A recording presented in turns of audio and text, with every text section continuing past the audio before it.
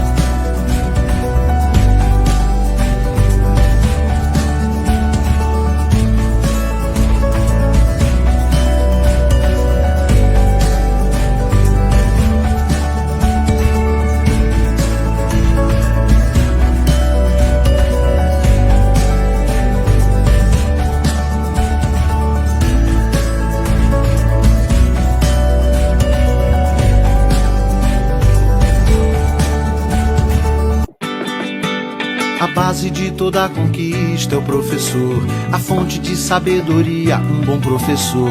Em cada descoberta, cada invenção, todo bom começo tem um bom professor. No trilho de uma ferrovia, um bom professor. No bisturi da cirurgia, um bom professor. No tijolo da olaria, no arranque do motor, tudo que se cria tem um bom professor.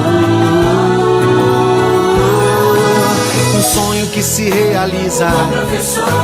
Cada nova ideia Tem um professor. No que se aprende, o que se ensina, Professor. uma lição de vida, uma lição de amor. Na nota de uma partitura, no projeto de arquitetura, em toda teoria, tudo que se inicia, todo bom começo tem um bom professor. Tem um bom professor. Boa tarde a todos que nos assistem por esse canal, que estão participando do primeiro Enopen. E de antemão a gente já agradece as pessoas que estão nos assistindo, um número bastante expressivo, mais de 2.000 pessoas engajadas nesse momento conosco, nessa tarde, e que cada trabalho que está sendo apresentado traz mais desafio para a gente.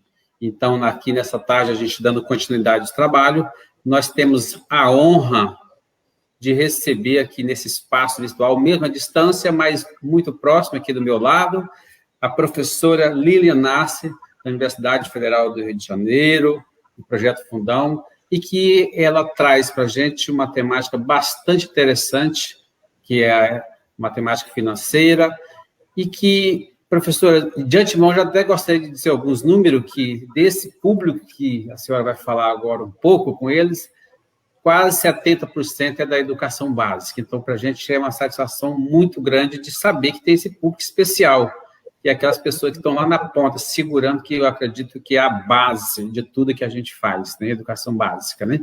E para a gente é uma satisfação muito grande e que a gente critica muito essa questão do momento que estão passando, sofrendo, mas tem esse lado bom que possibilita ter esse momento tão rico, com tantas pessoas, que talvez se fosse um evento presencial, a gente não teria toda essa diversidade de pessoas que estão participando. Então, a gente, em nome da organização da Universidade do Estado de Mato Grosso, a gente agradece o convite, ele ter aceitado esse convite e compartilhar com a gente essa experiência de uma temática tão importante que a gente, nós vamos ouvir agora à tarde. Eu vou dispensar um pouco a apresentação pessoal da senhora, a senhora pode ficar à vontade também para falar, vou deixar aberto, e na sequência a gente pode entrar na temática diretamente, que é o objeto de interesse dessa multidão de pessoas nessa tarde aqui, nesse momento. Muito grato, e a palavra está com a senhora.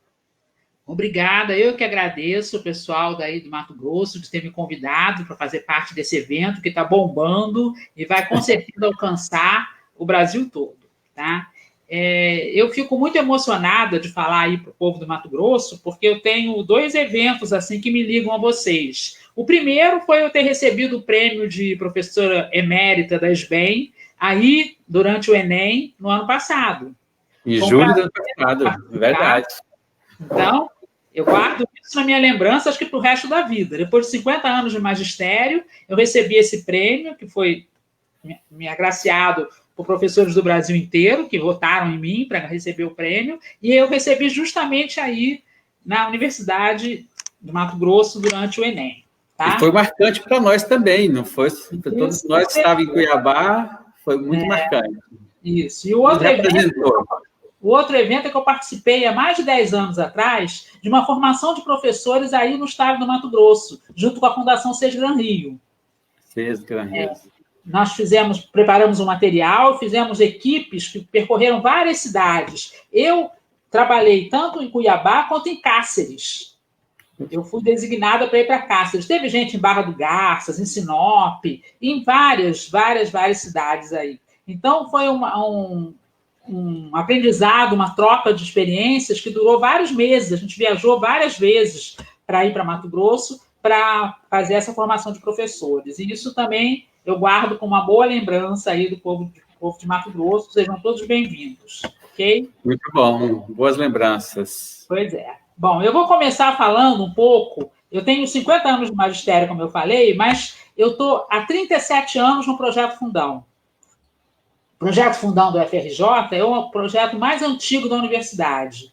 E a gente trabalha com um trabalho colaborativo que une a universidade com a escola básica. De que maneira? A gente reúne em grupos temáticos, aqui tem um erro de digitação, agora que eu vi, com a escola básica. A gente une em grupos temáticos professores da universidade, professores da escola básica e de outras instituições de ensino superior e licenciandos. O Alan, que estava aí ajudando a professora Lourdes há pouco, foi nosso estagiário no Projeto Fundão. Quando ele se formou, ele foi fazer mestrado em Rio Claro, está lá trabalhando com a professora Lourdes agora. Eu fiquei muito feliz. Que maravilha, né?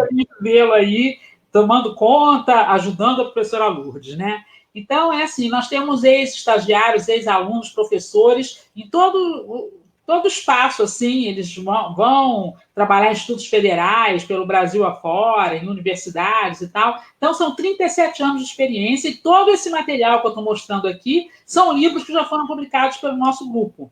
A gente publica pela própria universidade, pelo próprio UFRJ, sem editora por trás, a preço de custo, para a gente poder vender para professor, né? Então, muitas pessoas me conhecem pelo trabalho de Van Hille. Às vezes eu entro em umas lives e faço perguntas, e vem uma pessoa e fala: professora Lilian Nasser, estou querendo saber do material de Van Hille, e aí eu entro em contato. Mas hoje... minha referência também.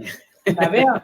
Hoje eu vou falar com vocês sobre esse livrinho aqui, ó, esse roxinho aqui, ó, que é o livro de matemática financeira que eu fiz com um grupo lá do Projeto Fundão, que foi publicado em 2010. Ele foi lançado no Enem da Bahia, de Salvador, em 2010. Então, tem 10 anos esse trabalho. Mas ele está muito, muito atual e cada vez continuam chamando a gente mais para fazer apresentação e mini-cursos e palestras sobre ele. No momento, nós estamos até oferecendo um curso para professores online, junto com a Unirio, é uma parceria da UFRJ com a Unirio. Então, o Projeto Fundão está apresentando 5 módulos e, para mim, coube, claro, módulo de educação financeira. Estou trabalhando com alguns professores que fizeram parte da elaboração do livro, nós estamos gravando aulas, fazendo lives, está sendo muito interessante esse trabalho também. Tá rolando, tá? Bom, vamos voltar ao nosso assunto, né? O título da palestra é Educação Financeira na BNCC. Mas muitas pessoas falam em matemática financeira. É bom a gente lembrar qual é a diferença entre matemática financeira e educação financeira. Eu, para resumir, vou dizer que a educação financeira abrange a matemática financeira. a matemática financeira faz parte da educação financeira. Por quê? O que a gente chama de matemática financeira são os cálculos, as contas, os algoritmos, as fórmulas que a gente usa para resolver problemas. Mas a educação financeira envolve muito mais do que isso. Além desses problemas de situações financeiras que envolvem quantias e cálculos, tem também outros tipos de situação que a gente tem que estar preparado para resolver, que é a tomada de decisões, como é que é o consumo consciente, como é que eu faço ações de empreendedorismo e sustentabilidade. Isso é uma coisa muito mais abrangente. Então, por exemplo, se eu vou num supermercado e vejo lá embalagens diferentes de um certo produto, eu vou estudar qual é a melhor maneira de eu fazer a compra. Se é comprar 2 embalagens da pequena ou uma grande, se vale mais a pena. E se eu comprar a grande, será que eu vou poder consumir num tempo hábil? Ou se eu moro sozinha, eu vou desperdiçar porque eu vou ter que jogar fora, porque eu não vou conseguir consumir? Então, tudo isso tem a ver com essa proposta de educação financeira. A gente tem que formar cidadãos críticos para poder agir frente às situações financeiras que se apresentam. Tá? Então, nesse sentido, eu vou reproduzir aqui um material que foi publicado pelos meus amigos Rafael Vaz e Marco Aurélio Kisterman, num artigo recente, que fala as diferenças entre a matemática financeira e a educação financeira. Então, na matemática financeira, a gente desenvolve tópicos de matemática, porcentagens, juros, coisas desse tipo. Mas na educação financeira, a gente faz conexão desses tópicos com a vida prática, com a sociologia, com a psicologia, com a antropologia. Enquanto a matemática financeira utiliza fórmulas e algoritmos, a educação financeira utiliza essas fórmulas e algoritmos na tomada de decisão. Como eu vou escolher a maneira que eu vou fazer o pagamento do meu IPVA? Se eu vou tomar um empréstimo, qual é a melhor maneira de pagar? Se eu vou fazer uma compra, eu pago à vista ou a prazo? O que me diz qual é a melhor, a proposta mais adequada para o meu perfil? Né? Porque às vezes a gente sabe que o à vista é melhor, mas a gente não tem o dinheiro para pagar à vista, então não adianta. Então você tem que saber analisar as situações frente ao seu perfil, às suas condições. Tá? A matemática financeira, às vezes, desconsidera a realidade. Por exemplo, aquele monte de problemas de juros simples que aparecem nos livros não servem para nada, porque a gente não usa financiamentos com juros simples. Né? Nós vamos ver depois que os juros simples a gente só usa para pagar juros de mora, quando o prazo do pagamento é menor que a unidade de tempo padrão usada. E a educação financeira sempre está conectada à realidade. A matemática financeira tem foco na aprendizagem de matemática financeira, enquanto a educação financeira tem foco na aprendizagem e na utilização da matemática financeira na vida, para você resolver esse tipo de problema que eu acabei de mencionar. Certo? A professora Lourdes terminou falando na importância da resolução de problemas, né? Da gente saber resolver um problema e tomar uma decisão. Eu gostei que ela foi em tomada de decisão, porque eu ia juntar justamente com o que eu ia começar falando. Bom, agora vamos conversar um pouquinho por que é importante discutir o ensino de educação financeira. É importante que a gente consiga alertar professores para a necessidade de levar os alunos à aprendizagem significativa dos conteúdos de matemática financeira sem usar fórmulas prontas. Não adianta o aluno saber a fórmula dos juros compostos, a fórmula dos juros simples, mas ele não saber como ele vai aplicar aquilo. Ele tem que ter um conhecimento significativo, ele tem que saber o que ele está fazendo.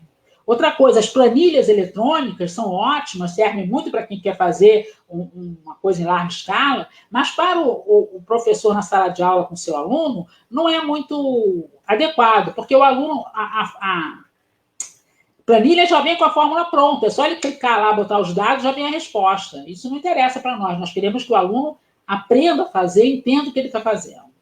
Tá? E nessa linha também é importante mostrar que é preciso disponibilizar ideias e materiais para uma abordagem problematizada da educação financeira escolar. Tá?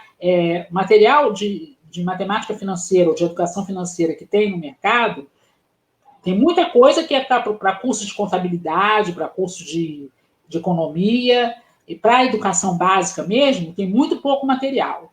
Tá? E os que tem no livro-texto, a gente já falei aqui, nem sempre é adequado porque trabalha com coisas que a gente não usa na realidade. É importante discutir porque a gente tem que ensinar o aluno, mostrar ao aluno que a tomada de decisão em situações relacionadas ao consumo é importantíssimo. Ele tem que estar apto a essa tomada de decisão. E o que eu vou mostrar também para vocês hoje aqui é uma abordagem prática e visual para o estudo de matemática financeira no ensino. Vou mostrar um esquema prático e gráfico em que o aluno consegue passar da linguagem verbal, que é o enunciado do problema, para a linguagem gráfica e para a equação, que vai resolver o problema, que é a algébrica, só observando esse gráfico, né? Que é essa mudança de conversão de representações, que é sempre recomendada pelo professor Duval. Bom, agora vamos falar um pouquinho de BNCC. Acho que pulou um aqui. Não apareceu. Bom, a BNCC eu vou abordar em 2 momentos diferentes. No ensino fundamental e no ensino médio. Por quê? O título da palestra é Matemática Financeira na BNCC no ensino médio. Mas eu não posso começar falando do ensino médio sem passar pelo ensino fundamental. Esses dizeres que estão aqui na tela estão na introdução da BNCC. Tá? Diz que um aspecto a ser considerado dentro da unidade de números é o estudo de conceitos básicos de economia e finanças, visando a educação financeira dos alunos. Tudo bem, até aí foi o que eu falei, né? Então, podem ser discutidos assuntos como taxas de juros, inflação, aplicações financeiras, rentabilidade, liquidez de investimento e impostos. E essa unidade temática favorece um estudo interdisciplinar envolvendo as dimensões culturais, sociais, políticas e psicológicas, além da econômica, sobre as questões do consumo, trabalho e dinheiro. Está muito bonito o que está escrito aqui, mas quando a gente entra na base para olhar as habilidades, isso não aparece. Tá? Então, cabe ao professor adaptar o que está lá na base com essas coisas que são interessantes para a vida prática do aluno. Tá? Então, por exemplo, é possível, isso ainda está lá na introdução, na página 269 da base, é possível, por exemplo, desenvolver um projeto com a história, visando ao estudo do dinheiro e sua função na sociedade, a relação entre dinheiro e tempo, os impostos de sociedades diversas, consumo em diferentes momentos históricos, estratégias de marketing, etc. E essas questões, além de promover o desenvolvimento de competências pessoais e sociais dos alunos, podem se constituir em excelentes contextos para as aplicações dos conceitos da matemática financeira e também proporcionar contextos para ampliar e aprofundar esses conceitos. Ou seja, essa amplitude de situações é o que vai constituir a aplicação da matemática financeira na educação financeira. Tá? Bom, então vamos lá. Era esse slide que eu estava procurando. Eu vou abordar a matemática e a educação financeira na BNCC em 2 etapas. A primeira no ensino fundamental e a segunda no ensino médio. Eu devo dizer que a proposta do ensino médio passou por muitas modificações. A gente teve pelo menos 3 versões completamente distintas uma da outra. Tá? Mas vou começar falando do ensino fundamental. No ensino fundamental, a BNCC está disposta em anos de escolaridade. Então, apesar de se falar que a educação financeira começa desde o primeiro ano lá, a primeira habilidade que aparece na BNCC no ensino fundamental é no 5º ano. Está aqui, essa sigla diz Ensino Fundamental 5, que é o 5º ano, Matemática, habilidade 6. Tá? Então, a primeira habilidade que aparece é essa. Reparem, um enfoque que é interessante, que não é para usar a regra de 3, nem nada decorado. Associar as representações de 10%, 25%, 50%, etc., a 10ª parte, 4ª parte, metade, 3/4. Ou seja, para calcular porcentagens, você vai utilizar estratégias pessoais, usando cálculo mental, calculadora, e usando essa correspondência da porcentagem da fração.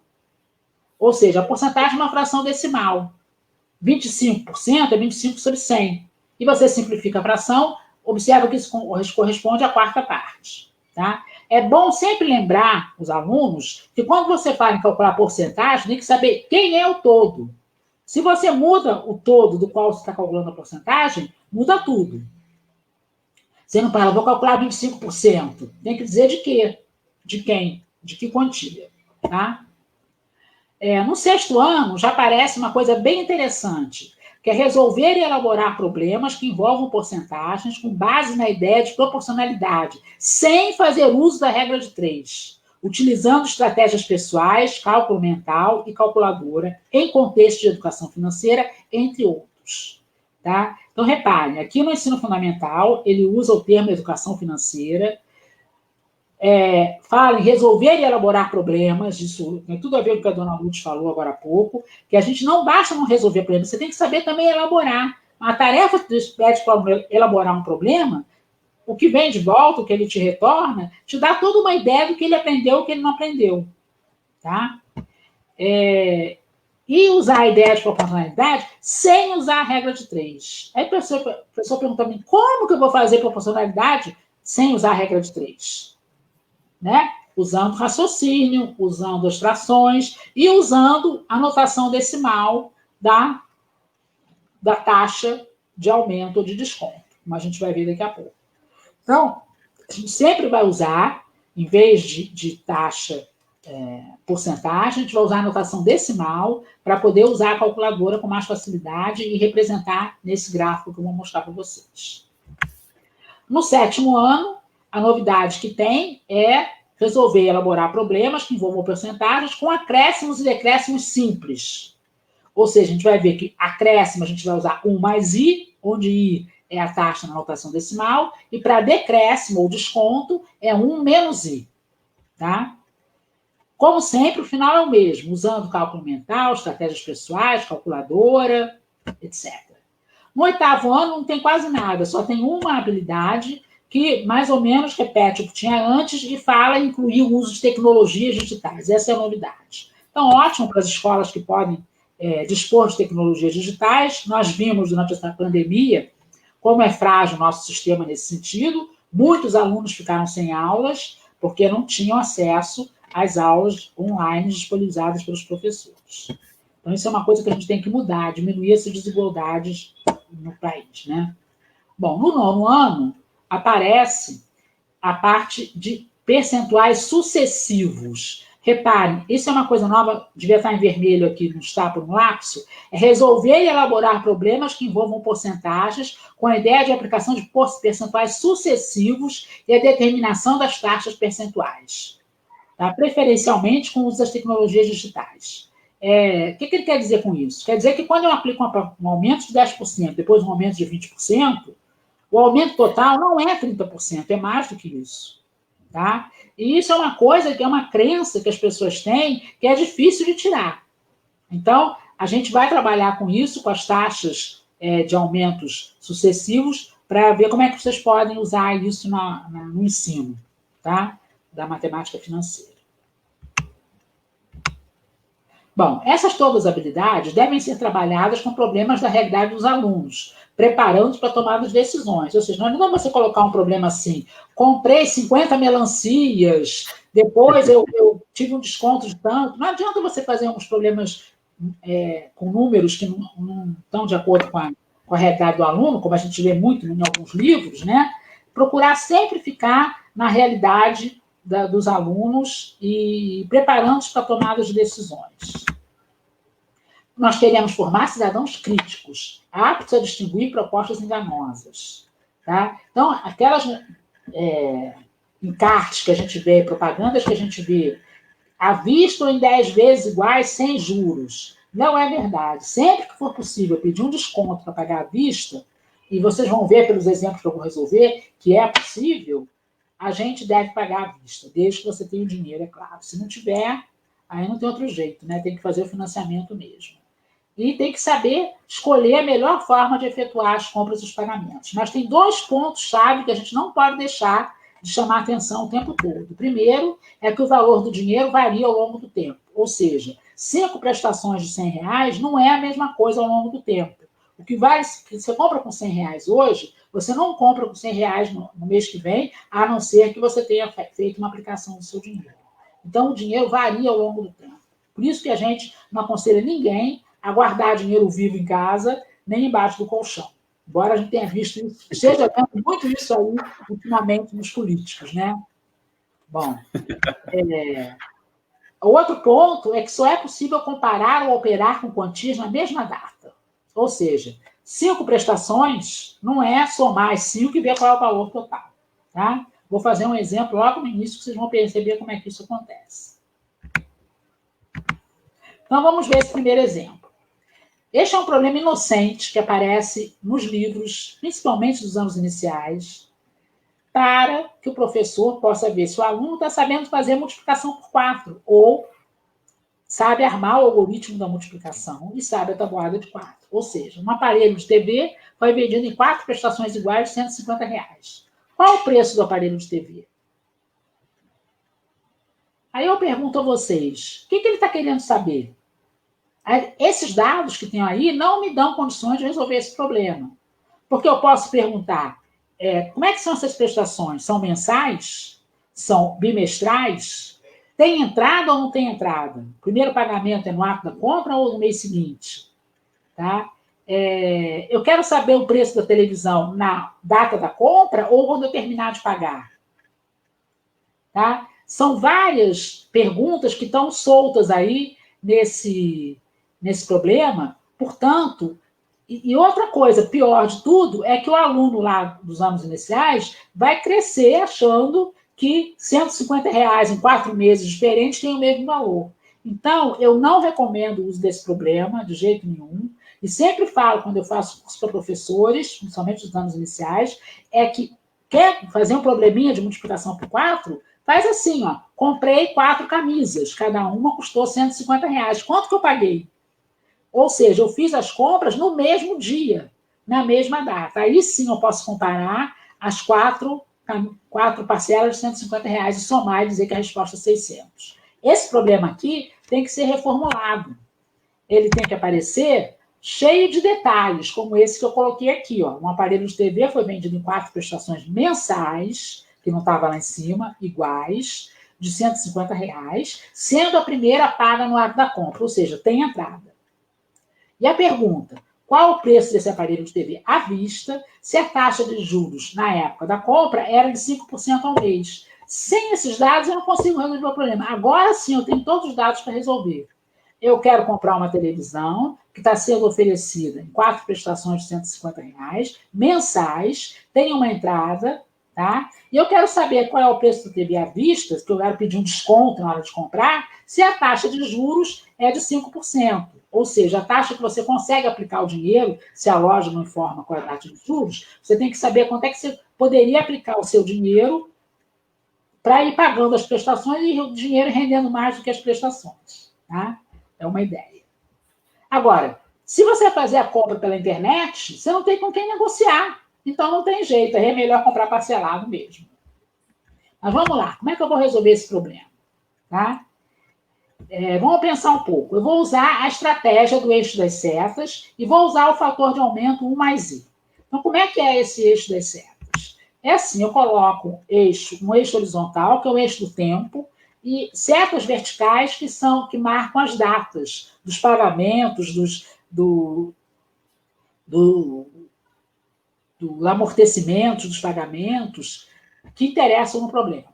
Tá? Coloco o preço de cada prestação, que está lá 150, que são as parcelas, e coloco a taxa de aumento, que é o fator de aumento, que no caso é 1 mais 0,05. Por que é 1 mais 0,05?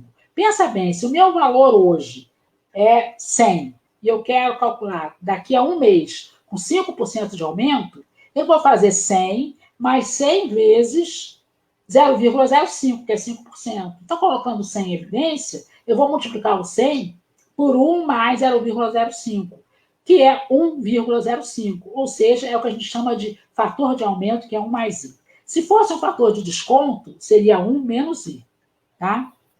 Então, esse é o meu problema. Agora, como é que eu vou resolver esse problema se eu não posso somar os 150 4 vezes? E eu quero saber o valor da TV aqui, na data da compra. Eu vou ter que transportar esses valores todos para cá para poder comparar e somar. Tá?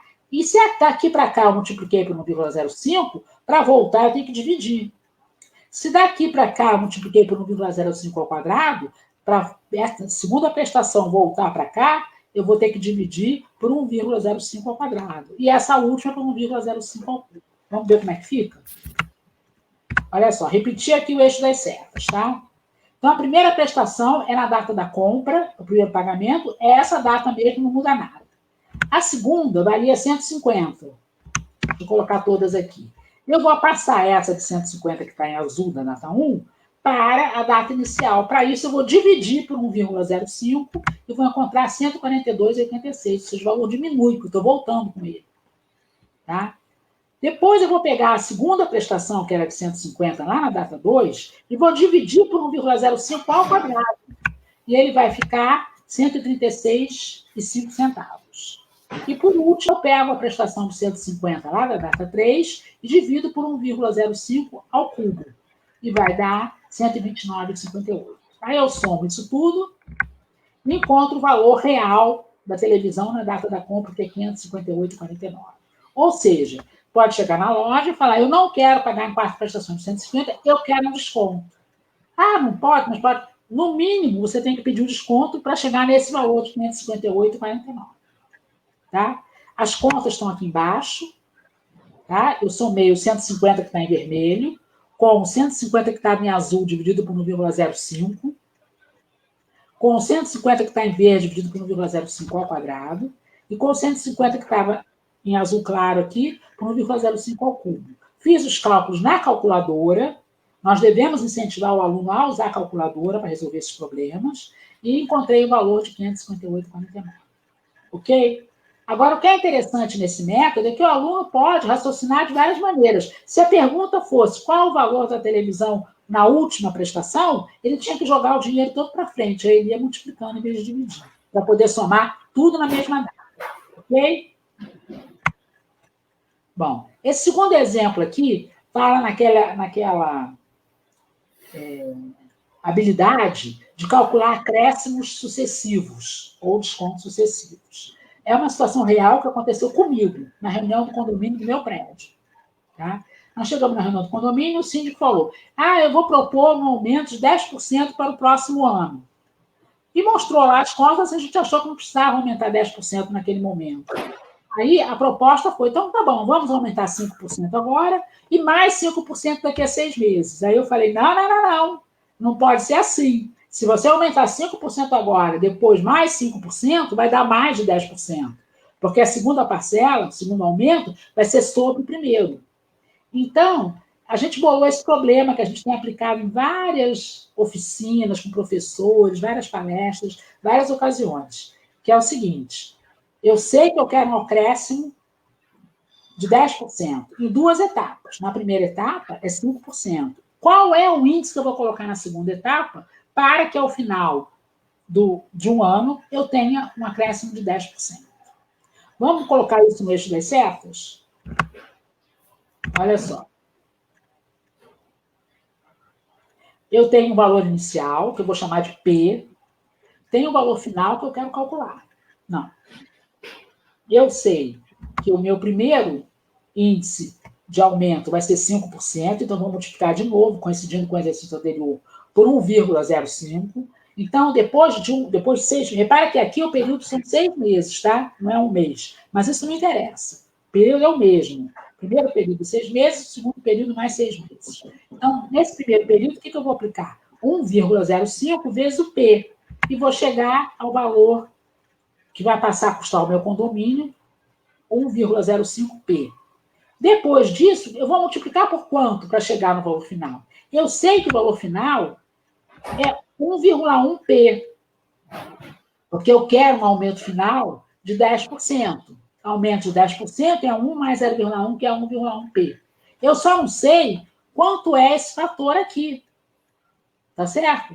Mas o que vai acontecer? A gente olhando aqui nessa representação, fica muito simples de enxergar. Eu tinha, depois de 6 meses, 1,05 vezes o P, que era o condomínio, e vou multiplicar por um certo fator de acréscimo, 1,1 mais I, e quero obter, no final, um acréscimo total de 10%, que é 1,1P. Olha aqui, já está pronta a minha equação. Eu estou passando da linguagem verbal para a linguagem gráfica e para a linguagem algébrica, de uma vez só observando o eixo das setas. Tá? Então, a gente tem que resolver essa equação. 1,05 vezes 1 mais I vezes P, igual a 1,1P. Por que 1,1P? Porque a proposta inicial era um aumento em um ano de 10%. Então, eu vou dar 5% nos primeiros 6 meses e um certo aumento nos outros, a partir de 6 meses, para que o aumento total seja de 1,1, tá? Seja de 10%. Então, é só resolver essa equação aqui, ó. Aplica a propriedade, simplifica o P, aplica a propriedade distributiva, resolve a equação, divide, e o resultado é 0,047619. Ou seja, colocando na linguagem de porcentagem de volta, é 4,76%. De fato, é menos do que 5%. Ok? É muito importante chamar a atenção aqui que eu coloquei P, mas às vezes o aluno tem dificuldade de trabalhar com letras, você pode estipular um valor qualquer. Diz que o condomínio custa 100. Aí você bota 100 ali no lugar do P, não vai fazer diferença nenhuma, porque quando ele for resolver a equação, vai simplificar. Como simplificou o P, vai simplificar o 100. Tá? Então, quando a gente está iniciando a resolução de problemas com porcentagem, com matemática financeira, às vezes fica mais fácil você estipular valores. Mas como no final o resultado é em porcentagem, não vai fazer diferença. Ok? Tudo bem até aqui? Muito bem. Então, vamos para o ensino médio. Vou até beber uma água aqui para respirar. Faz bem, professora. Já deixei aqui do lado. Olha só, no ensino médio, como eu falei no início, a gente passou por 3 propostas diferentes. A primeira proposta do ensino para BNCC para o ensino médio foi em 2016, e era apresentado as habilidades igual está no ensino fundamental. Primeiro ano, segundo ano, terceiro ano do ensino médio, e tinha números, álgebra, tinha estatística, tinha lá as áreas de conteúdo. Aí isso caiu por terra, não serviu, anularam. Fizeram uma outra proposta em 2017, que era em unidades curriculares. Aí tinha 5 unidades curriculares e também distribuíram os conteúdos para essas unidades curriculares. Também não vingou. E o que foi aprovado em 2017 para 2018 foi essa proposta aqui que eu trouxe, que é em 5 competências específicas. Tá? Na primeira coluna aqui, se você ver, nós temos 3 slides aqui de competências específicas, que são 5. Tá? Então, eu vou começar falando da primeira e da segunda e mostrando as habilidades ligadas a essas competências que têm a ver com a matemática financeira. É claro que para cada uma dessas competências, você pode explorar coisas de números, de geometria, dependendo do contexto. Mas repare que está tudo muito escondido. Se você lê isso aqui, você não enxerga a matemática financeira aqui. Você não enxerga a geometria aqui. Tá? Então, tem algumas oficinas, por exemplo, o professor Ivail deu uma live ontem falando do que está escondido das pegadinhas da BNCC para o ensino médio. E é verdade, a gente tem que destrinchar o que tem por trás dessas concepções específicas para chegar no que a gente quer, que tem a ver com a educação financeira. Então, a primeira competência fala em utilizar estratégias, conceitos e procedimentos matemáticos para interpretar situações em diversos contextos, em atividades cotidianas, das ciências da natureza humanas, questões socioeconômicas ou tecnológicas, divulgadas por diferentes meios, de modo a contribuir com uma formação geral. Bom, dentro dessa competência tem lá uma lista de habilidades. E eu destaquei 2 habilidades em que a gente pode trabalhar coisas de matemática financeira. É a habilidade 101 e a habilidade 104.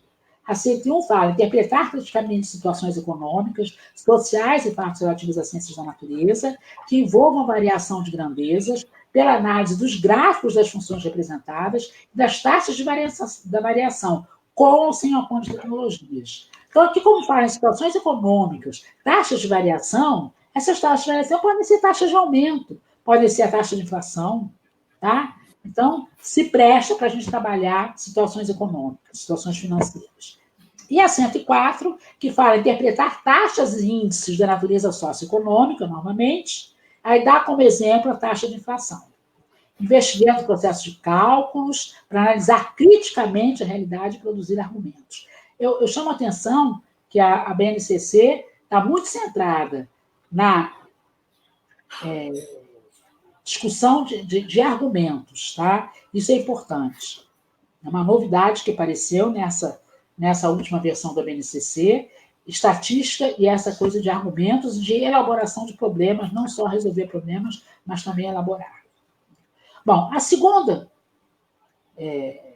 concepção é propor ou participar de ações para investigar desafios no mundo contemporâneo e tomar decisões éticas e socialmente responsáveis com base na análise de problemas sociais, como os voltados a situações de saúde, sustentabilidade, implicações da tecnologia no mundo do trabalho, entre outros, mobilizando e articulando conceitos, procedimentos e linguagens próprias da matemática. Aqui, então, não fala nada de financeira. Tá? Então, se você passar batido, você falar, essa aí não tem nada. Mas se você for olhar as habilidades, tem uma habilidade que se encaixa bastante na matemática financeira, que é a 203, que fala em aplicar conceitos matemáticos no planejamento, na execução e na análise de ações, envolvendo a utilização de aplicativos e a criação de planilhas para o controle do orçamento familiar, simuladores de cálculos de juros simples e compostos, entre outros, e para tomar decisões. Olha aí, entrou nas planilhas os juros simples e compostos. Mas repara que ele fala simulador, ou seja, o que ele está sugerindo é que a planilha já traga o cálculo pronto, só para você inserir os dados e vir a resposta. Eu sou completamente contra isso. Eu acho que o aluno tem que saber o que ele está fazendo quando usa as planilhas. Tá? E é importante também essa parte do orçamento familiar. Se a gente conseguir construir um aluno crítico, formar um aluno crítico desde o ensino fundamental, ele vai ajudar no orçamento familiar, vai entender como é que o professor tem que esticar o salário mínimo, muitas vezes, para conseguir fazer frente a todas as despesas da família. Tá? Bom, a terceira competência fala em utilizar estratégias, conceitos, procedimentos matemáticos para resolver problemas, analisando a plausibilidade dos resultados e a adequação das soluções propostas de modo a construir argumentação consistente. Olha a argumentação aí, que eu chamei a atenção, que a BNCC está muito centrada na argumentação. Tá? E nessas habilidades referentes a essa, embora aqui não pareça que tenha nada a ver com financeira, a gente tem duas habilidades que falam explicitamente em matemática financeira. A 303, que fala em interpretar e comparar situações que envolvam juros simples com os que envolvem juros compostos, por meio de representações gráficas ou análise de planilhas, destacando o crescimento linear ou exponencial de cada caso. Vou mostrar para vocês isso daqui a pouco, quando eu sair dessas tabelas. Tá? Reparem, lá no ensino fundamental, a palavra juros não apareceu em lugar nenhum. Aqui apareceu agora. Tá? E a outra coisa que tem é a habilidade 305, que fala em resolver e elaborar problemas com funções logarítmicas, nos quais seja necessário compreender e interpretar a variação das grandezas envolvidas em contextos como os abalos sísmicos, pH, radioatividade e matemática financeira, entre outros. Tá? Então, eu trouxe aqui um exemplo de um problema que usa logaritmo para ser resolvido, que é um problema muito simples e ingênuo, como aquele que a professora Lourdes mostrou. É um problema simples e fácil, mas tem muita matemática por trás. Que é esse probleminha aqui, ó. Em quanto tempo uma quantia aplicada à taxa mensal de 1% ao mês fica duplicada? Ou seja, quando você aplica uma quantia ou na poupança ou no banco, dependendo da taxa de juros, em quanto tempo essa quantia dobra? Como é que a gente resolve esse problema? Vamos pensar no eixo das setas. Eu vou investir uma quantia hoje e quero saber daqui a tantos meses, que eu não sei quanto é, que essa quantia esteja dobrada. Então, eu chamar de P, eu quero 2P. O que eu vou fazer aqui no meio? Eu vou multiplicar por 1 mais I tantas vezes quanto for o período. No meu caso aqui, o I é 0,1. Não, 0,01, porque é 1%. Então, eu vou multiplicar por 1,01 elevado a N. Porque vai ser N períodos que eu quero calcular para atingir 1,1 vezes a quantia inicial. Então, você forma uma equaçãozinha que fica, quando simplificar, 1,1 elevado a N igual a 2, porque você igualou P vezes 1,01 elevado a N a 1,1 P. 2 vezes P, desculpe. Eu não quis fazer o gráfico para não perder muito tempo, Estou fazendo de cabeça, tá? Então, você vai ficar com uma equaçãozinha do tipo 1,01 elevado a n igual a 2. Que eu vou cortar o p com p. Para resolver essa equação, eu tenho que usar logaritmo. Ou então, se você quiser trabalhar esse problema no ensino fundamental que não trabalha com logaritmo, usa uma calculadora e vai fazendo ele multiplicar por 1,1, multiplicando por 1,1, e vai contando quantas vezes, até dobrar a quantia inicial. E aí ele vai ver quantas vezes ele aplicou, quantos meses são necessários para duplicar a quantia. Dependendo da taxa de juros, esse valor varia. Tá? É um exemplo simples que você usa logaritmo para resolver problema de financeiro. E a habilidade, a quarta concepção fundamental, que é compreender e utilizar com flexibilidade e precisão diferentes registros de representação matemáticos. Estou falando isso aqui o tempo todo, tá? Algébrico, geométrico, estatístico, computacional, na busca de solução e comunicação de resultados dos problemas. Ou seja, é mudar o contexto, converter o problema para diferentes representações. E aqui, nessa habilidade 404, ele fala em analisar funções definidas por uma ou mais sentenças, como a tabela do imposto de renda, contas de luz, água, gás, etc., nessas diferentes representações, para ver o crescimento, decrescimento, etc. Tá? Vou dar um pouquinho mais rápido. A quinta e última conceituação é investigar e estabelecer conjecturas a respeito de diferentes conceitos, empregando estratégias, recursos, etc. E aqui a gente pode destacar 3 habilidades. A primeira é investigar pontos de máximo ou de mínimo de funções quadráticas em contextos envolvendo superfícies, matemática financeira ou cinemática. A segunda, já fala em associar progressões aritméticas, PA, a funções afins de domínios discretos. E a terceira, que é a 508, em associar progressões geométricas, PG, a funções exponenciais de domínios discretos. O que está por trás disso aqui? Quando eu falo em PA, eu estou falando em somar sempre a mesma quantia, que é a modelagem dos juros simples. Então, se eu tenho um problema de juros simples, eu vou modelar como um problema de PA, que nada mais é do que um problema de função afim com domínio discreto. Por que o domínio é discreto? Porque eu tenho épocas certas para colocar os aumentos, né? É de mês em mês que eu somo o acréscimo. E na 508, eu faço a mesma coisa para funções exponenciais, que tratam, então, dos juros compostos, em que cada vez que eu vou aumentar, eu multiplico pelo que eu já tinha.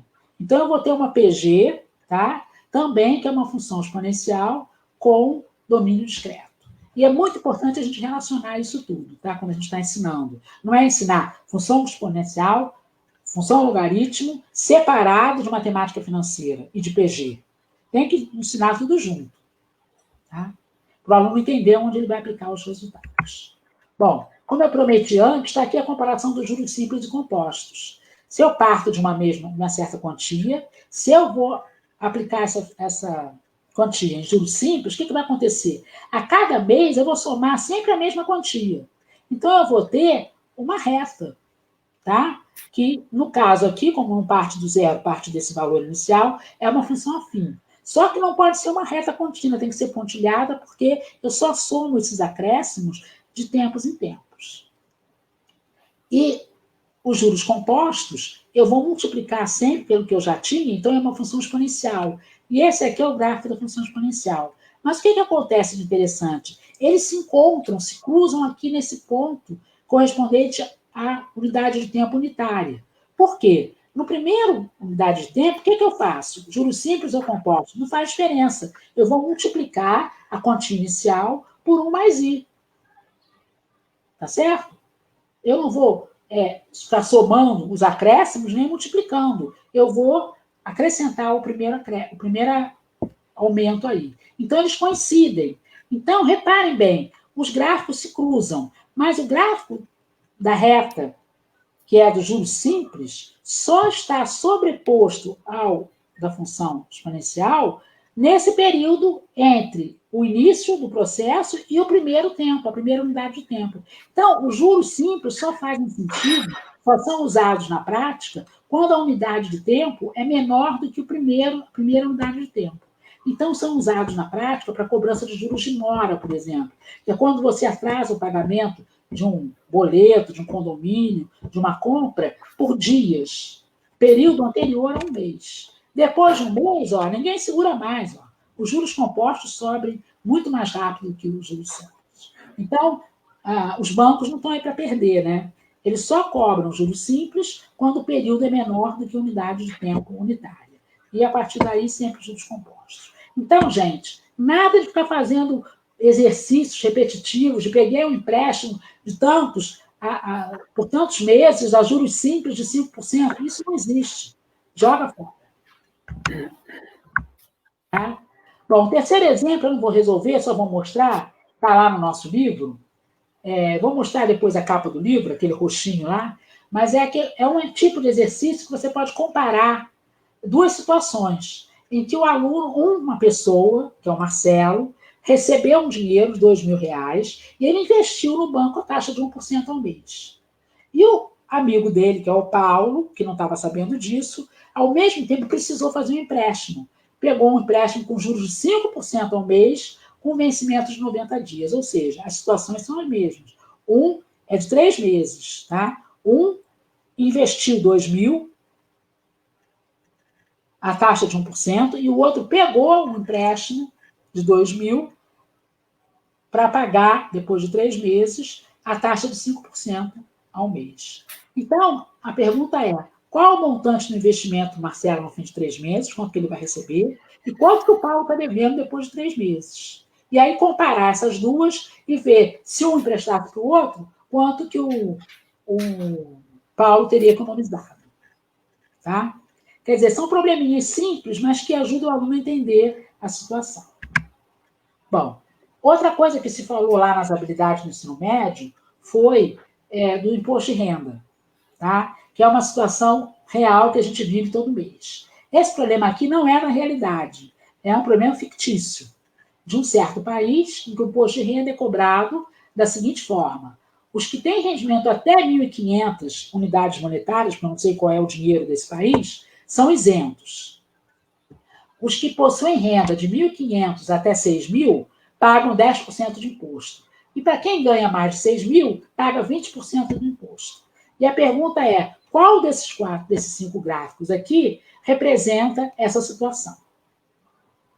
Tá? Antes de escolher a resposta certa, vamos pensar com um pouco mais de cuidado. Olha só, o que ele está dizendo?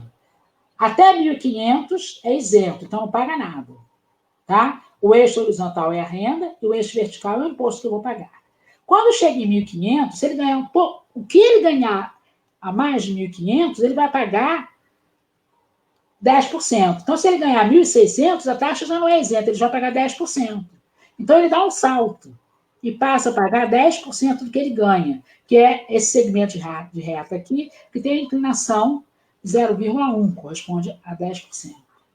Quando chegar em 6.000, ele dá outro salto, porque a partir de 6.000 já não é mais essa inclinação, já vou pagar 20%. Então, aumenta a inclinação do segmento de reta. Então, o gráfico que corresponde à realidade, que na certa é esse que está em escala, seria esse aqui, que era o primeiro lá da letra A. Só que não está em escala, né? Porque os intervalos de renda são 150, 6.000, né? E 600 e 1.200, não é isso? Deixa eu voltar lá para ver.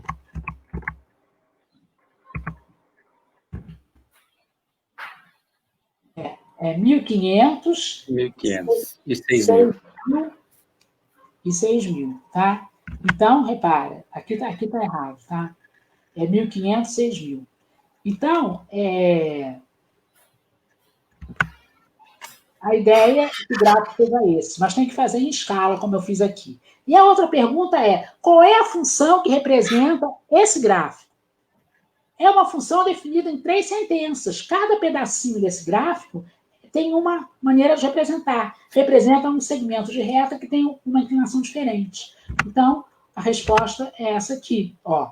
O imposto de renda é 0 se você ganha uma renda entre 0 e 1.500. Ela é 0,1 vezes a sua renda. Não está errado, não, gente. Agora que eu estou percebendo, aqui no vertical é o imposto, na horizontal é que é a renda, tá? Então, 10% de 1.500 é 150. É o primeiro salto aqui, tá? E se eu vou cobrar 20% de 6.000, vai dar 1.200, que está aqui, tá? Então, essa é a equação, é a função que representa esse segmento de reta, e essa aqui é a função que representa este segmento de reta. Então, gente, este é um exemplo prático de uma função definida por 3 sentenças diferentes. A gente ensina isso no ensino médio? Não, né? Mas devia ensinar. Está na BNCC, tá certo? E é uma coisa simples do aluno entender. Se ele sabe fazer a equação de uma reta com coeficiente 0,1 partindo num certo ponto, ele vai saber fazer cada um desses pedacinhos e formar a função que eu estou querendo, que é formada por 3 sentenças. Tá? Então, isso é outra coisa que eu falo sempre. A gente precisa induzir ao professor do ensino médio a começar a explorar melhor os conteúdos que ele tem para ensinar. Tá? Função não é só aquela função básica que ele aprendeu lá no 8º ano, no 9º ano. Você pode ser explorado de outras maneiras. Falar em função par e ímpar, usar gráficos simétricos, usar funções de diferentes escalas, fazer o gráfico da função módulo de x, que a gente vai ver que é também definida por 2 sentenças. Tá? Então, temos que explorar bastante esses conteúdos. Bom, como é que é um imposto de renda no Brasil? Certamente não é desse jeito. No Brasil, não corre esse risco de ganhou um pouquinho mais, salta, muda o índice. No Brasil, o índice é contínuo. Tá? Eu não vou resolver tudo, mas o imposto de renda do Brasil é assim. Você tem até 1900, tá com essa tabela não mudou, tá? Tá 2018, que já era em 2018, continua o mesmo. Tá? Até 1903 é isento. A partir de 1903 e 99, quer dizer, não tem dar um pulo, ele paga um imposto maior de 7.000% ao que exceder. Não é tudo que ele ganha. Tá? E assim vai nas 4 faixas. Tem 7,5%, 15%, 22,5% e 27,5%. Como é que eu transformo isso num gráfico? Só para ir mais rápido. Eu fiz essa tabela, tá? Essa aqui é o que está escrito lá, está aqui em outra representação tabular, mas tem uma parcela a deduzir. O que significa essa parcela a deduzir? Exatamente para evitar o salto. Então, quando eu for fazer o cálculo de quanto vai pagar cada pessoa que ganha esses valores, essas rendas diferenciadas aqui, eu vou ficar com um gráfico assim. Quem ganha até 1903 vai pagar 0. Quem ganha entre 1903 e 2.826,65 vai pagar esse valor aqui, tá? Que é proporcional a 7.000%. Esse aqui já é 10%, 15% e 25%. É contínuo. Então, nesse caso, se você é professor, trabalha com 10 turmas, a diretora te dá mais uma turma, você não precisa correr o risco de ficar com medo de te passar para outra faixa de imposto, porque é contínuo. Você passa para outra faixa de imposto e paga mais quando você tem 2 fontes diferentes, porque aí você não está no contínuo, você tem uma fonte e outra fonte, quando são mais 2, vai lá para cima. Tá? Quem paga imposto de renda por 2 fontes sabe disso. Tá? Bom, um outro exemplo muito importante que tem aparecido bastante, a gente tem trabalhado com ele, e é prático, é a tabela do pagamento do IPVA. Tá? O IPVA, todo mundo sabe, é o imposto sobre veículos automotores. Tá? É um imposto que a gente paga quando a gente tem um carro. Tá? E, em geral, o imposto é pago ou à vista ou por parcelas iguais. E quando é à vista, se dá um desconto. Reparem que eu botei aqui. No ano de 2014, a oferta era 10% de desconto para quem pagasse à vista ou em 3 prestações iguais, vencendo sempre no dia 15. A pergunta é, qual a taxa de juros embutida nesse pagamento parcelado? Eu coloquei aqui um valor de R$900, mas como eu falei antes, eu não preciso botar o valor. Qualquer que seja o valor do IPVA, a resposta é a mesma. A taxa de juros embutida vai ser a mesma, porque eu vou cancelar. Agora, se a gente está trabalhando com alunos ainda que não tem muita prática, bota um valor assim, múltiplo de 3, porque aí são 3 parcelas, e fica 300, 300, 300, tá? Ou então, você pode trabalhar com o valor P. Eu vou mostrar como é que resolve rapidamente, porque já está chegando meio em cima da hora. É assim, ó. Você tem no eixo das setas 3 prestações iguais. Aqui está representado por P. Repara que eu não fiz a resolução com 900, eu fiz com P. E eu quero saber como que eu vou comparar essas 3 parcelas com a parcela que eu vou pagar se eu pagar à vista. Se eu pagar à vista, eu vou ter 10% de desconto. 10% de desconto é multiplicar por 1 menos I. É multiplicar por 0,9. Tá? Então, quem paga à vista, paga 2,7 vezes o P, porque é 0,9 vezes o 3P que está somado aqui à vista. Tá? E essas 3 prestações eu tenho que fazer, como eu fiz naquele primeiro problema, trazer tudo para a data do pagamento à vista. Então, o primeiro é P, o segundo é P dividido por 1 mais I, o terceiro é P dividido por 1 mais I ao quadrado. Tá? Simplificando todos os P's, multiplicando 0,9 pelo 3P, que vai ser o valor que eu pagaria à vista, né? Se fosse trabalhar com 900, ia ser 900 aqui, 300, 300 e 300, que equivale a 900 à vista. Trazendo tudo para cá, eliminando o denominador, simplificando e tal, cai numa equação de segundo grau. Essa equação de segundo grau a gente sabe resolver, tá? Vai dar um valor aproximado, porque a raiz não é exata, e esse valor é de 11,5%. Ou seja, se você optar por pagar o IPVA, era em 2004, tá? Pagar o IPVA em 3 prestações, você está pagando um imposto de 11,5%. E se você tem um dinheirinho lá na poupança, quanto é que ele está rendendo? 0,5%. Então, veja como é importante se conscientizar de que, nesse caso, não vale a pena deixar o dinheiro na poupança. Tira o dinheiro da poupança e paga à vista. Tá? Mas o governo não dorme no ponto, né? Eles perceberam que estava acontecendo isso. E aí, em 2007, 2008, 2014, 2018, desculpe, aumentou. O desconto passou a ser de 0,7%, 7% em vez de ser 10%, e hoje em dia o desconto é de 3%. E hoje em dia não vale mais a pena pagar parcelado, pagar à vista, porque você não economiza nada. Se você for fazer a conta, é a mesma coisa pagar em 3 prestações ou à vista. Tá? Eu continuo pagando à vista porque eu não quero correr o risco de esquecer de pagar. Então, eu pego o dinheiro da poupança e pago à vista. Mas quem preza pela poupança deve prestar atenção nessa situação. Tá? Agora, gente, a próxima.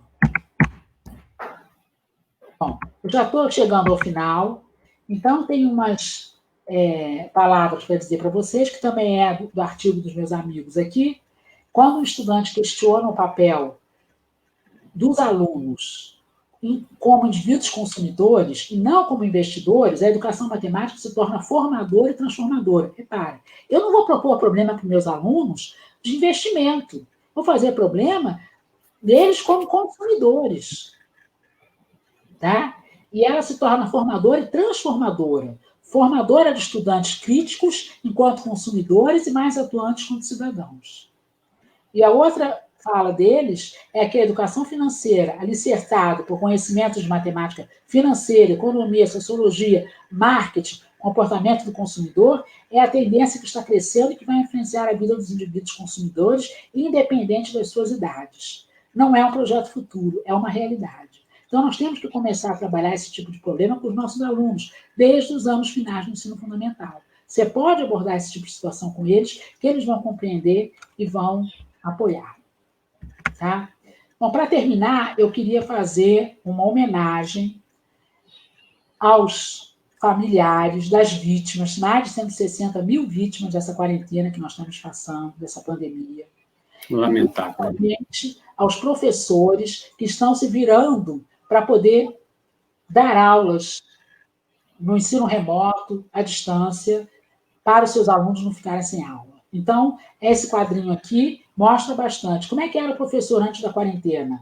Ele era um youtuber, ele praticava, ele sabia preparar as aulas e dar aula presencial. Agora, ele tem que ser professor, influenciador digital, youtuber, cinegrafista, porque ele tem que saber filmar, tem que saber fazer direção de arte, tem que ter o cenário, tem que ser um designer, especialista em novas tecnologias da educação à distância, tem que ser um plantonista de WhatsApp, porque os alunos fazem pergunta o tempo todo, tem que ser um tutor e um conselheiro emocional para os alunos que não estão conseguindo sobreviver a essa pandemia.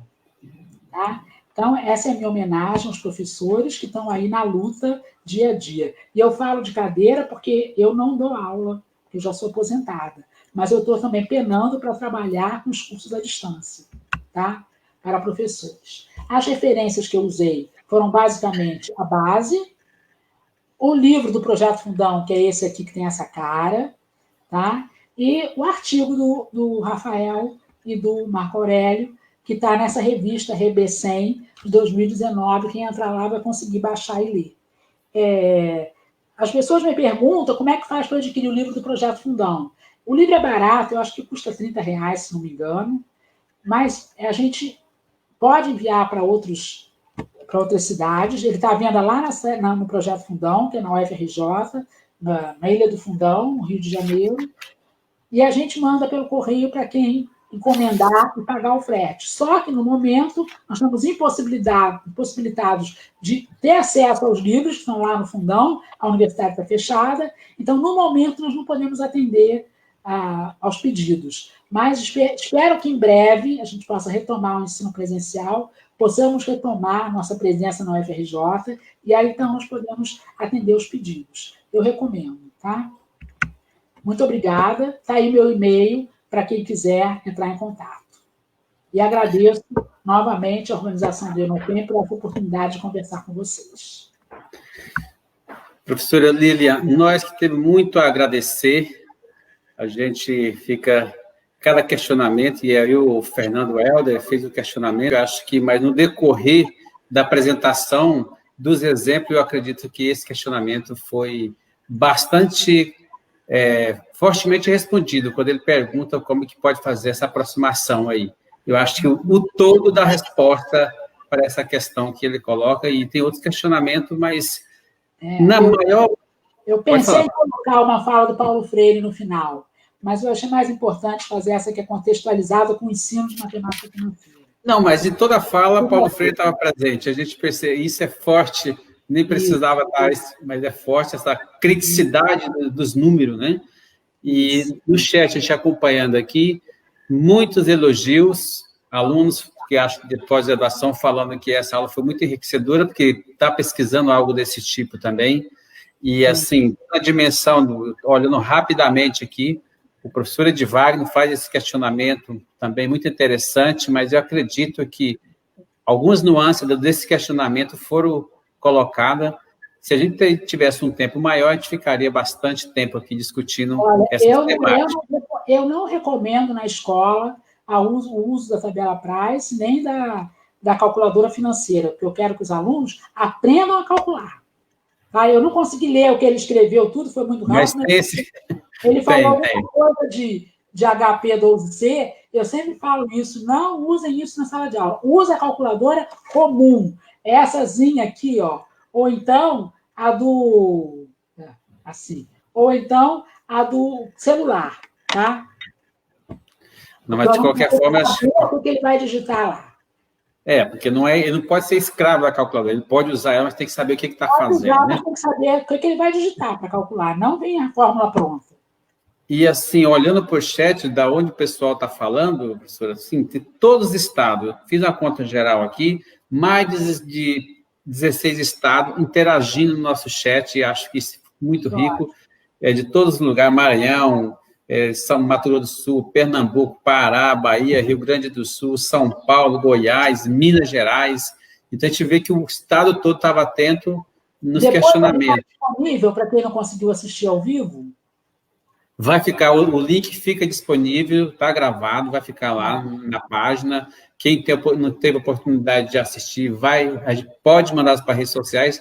Na que terminar aqui, automaticamente a organização já coloca disponível, assim como a palestra do Biratã já está disponível. Eu acredito que a palestra da Dona Luz já vai estar, que a equipe está aqui por trás, é bem expert nessas questões. Tem outra ao mesmo tempo e a gente quer assistir todas. Né? Não, pode ficar tranquila, pode ir para as outras, e a gente, assim, diante do tempo, muito rico, e essas questões tocam a gente, tanto como profissional da educação, professor, mas a gente como consumidor mesmo. Então, acho que essa é a sensação que a gente traz assistindo a fala da senhora, a experiência traz, essas duas sensações. Como que a gente trabalhar na perspectiva da formação crítica? E a matemática financeira e a educação financeira é riquíssimo esse espaço, né? Exatamente. E a gente fica nesses dois mundos aqui ouvindo e se colocando. Eu como consumidor e eu como professor de matemática. E acho que tem um grande espaço. Como que a gente pode ajudar as pessoas a não serem enganadas, né? Esse é o tom, porque a gente, às vezes, não está intenções, mas todos os negócios falam a respeito da prestação, de venda-prestação, parcela, tem uma pegadinha no meio. Se a gente não souber, toda hora está caindo nessas questões, né? E eu brinco muito com meus alunos, porque a gente passa em frente às lojas grandes, que fala assim, 10 parcela de, aí minusculamente coloca o valor. Aí as pegadinhas visuais, mas enfim, é uma área muito rica que a gente, e eu acho que também a mesma questão que a dona Lourdes trouxe, ela é crítica e é do aluno, não está simplesmente igual, a senhora trouxe alguns exemplos do livro didático, que às vezes não tem essa criticidade.